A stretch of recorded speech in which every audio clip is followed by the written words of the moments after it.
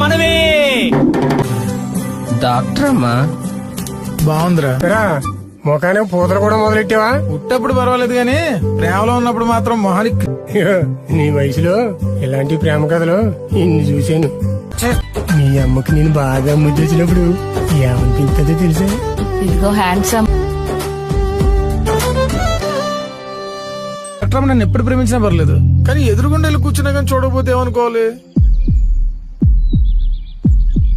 రోజు మంచి రోజు తొందరలోనే వస్తుంది, నువ్వు కంగారు పడకు. నువ్వు సూర్యుని ప్రేమిస్తున్నట్లా లేదా? ఒక అబ్బాయి మన వెనకాతల తిరుగుతున్నాడు, దానికి తోడు మంచోడైతే మనం ప్రేమించాల్సిందేనా?